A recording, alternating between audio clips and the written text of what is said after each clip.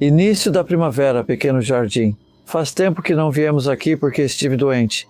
Tive câncer durante o inverno e tem sido um grande desafio, e isso nos impediu de fazer um vídeo em outubro passado, quando eu queria. Então, não vemos isso desde julho.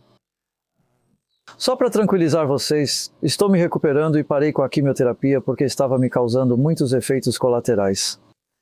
E eu encontrei algo chamado cura escalar, cura por frequência. Você provavelmente pode aprender mais sobre isso se pesquisar por esse termo. Voltando ao trabalho em questão, jardinagem. E é incrível como isso está começando a se desenvolver para a temporada, embora ainda haja bastante solo exposto. E nessa época do ano, estamos no final de março, não tenha pressa para plantar tudo porque há muitos vegetais que precisam de mais calor do que temos no momento. Então eu estou na zona 8, que é um clima temperado marítimo. Mas não é tão quente no verão e na verdade podemos ter a última geada até meados de maio. Por exemplo, não coloquei tomates do lado de fora ainda. Plantei recentemente e estão com 2 folhas na estufa. Só vou semear pepinos a partir de meados de abril.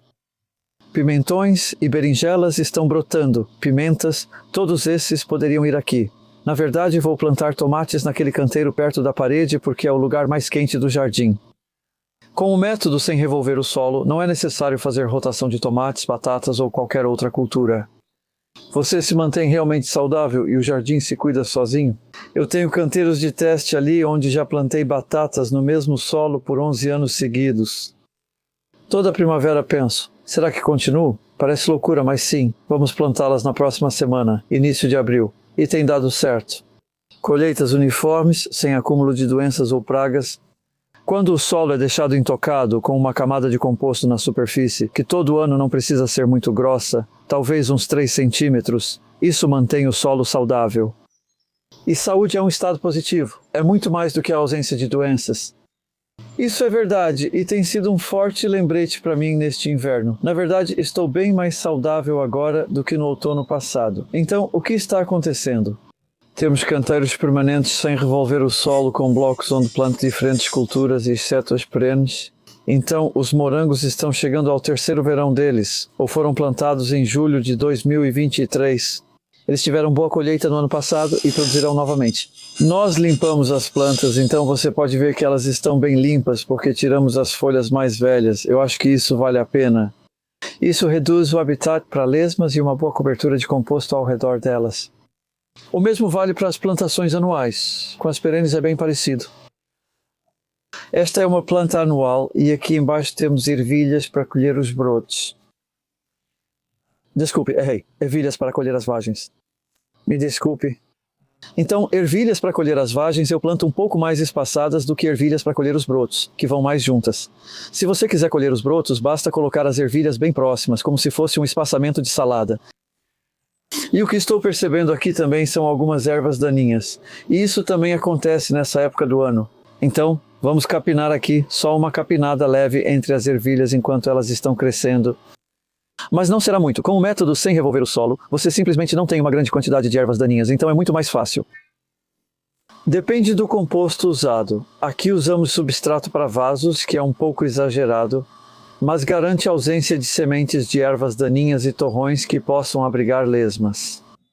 Simplesmente fica ótimo. Este aqui também é composto caseiro. Vejo ervas daninhas surgindo, então vamos capinar. Estes são favas bem adiantados para o fim de março no nosso clima. Passaram o inverno todo. Eu plantei a semente. Foi tarde, lembro de ter feito sozinho. Adam cuidou muito bem do jardim enquanto eu estava doente, mas esses plantei no começo de dezembro usando só um furador, fazendo buracos para as sementes.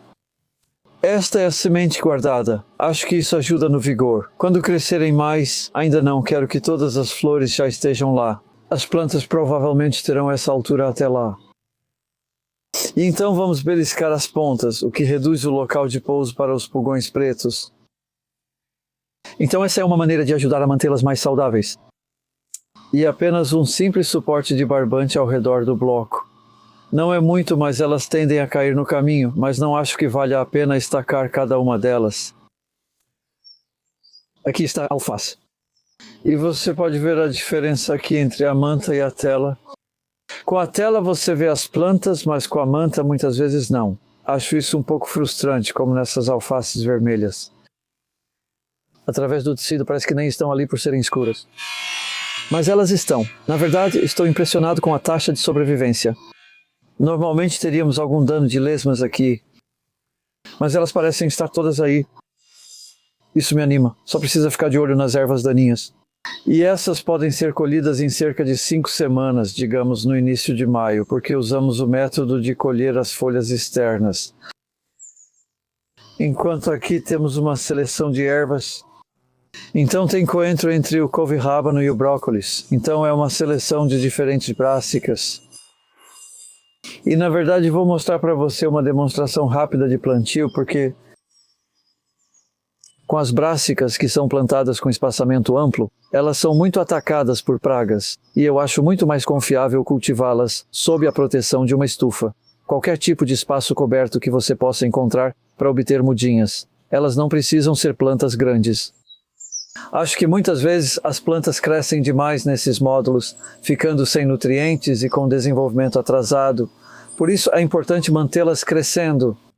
Plante-as quando ainda estiverem pequenas. E isso aqui é calabrese ou brócolis de verão, que tem um caule longo. Então vou fazer um buraco mais fundo. Esses plantadores estão à venda na Garden Imports, Reino Unido, ou na All About the Garden, Estados Unidos.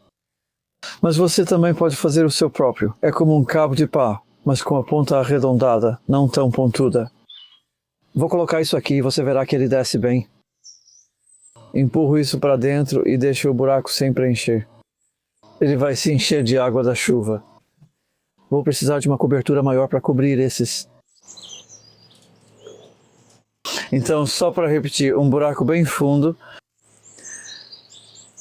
Retire a planta do vaso e coloque no buraco. Parece que está sumindo. Talvez um pouco fundo demais, mas estou pressionando e deixando o buraco sem preencher.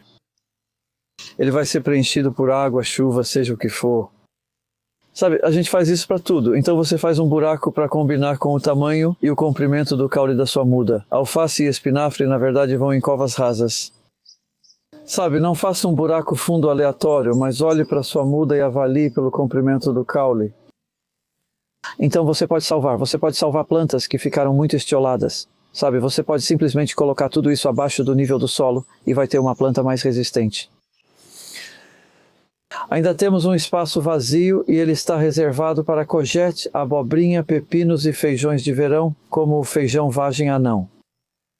Ainda não defini exatamente o que vai em cada lugar, mas há espaço para todos eles aqui. E ali há espaço para tomates. Vou plantar tomates junto com cravos de defunto franceses, que são boas companheiras ou para consórcio.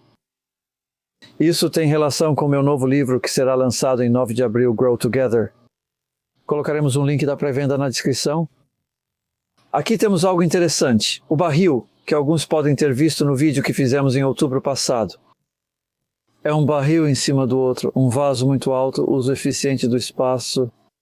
E o que está crescendo nele? Tivemos muito sucesso com a selga, couve-rábano, chicórias e espinafre no último outono, verão e outono, plantados em agosto.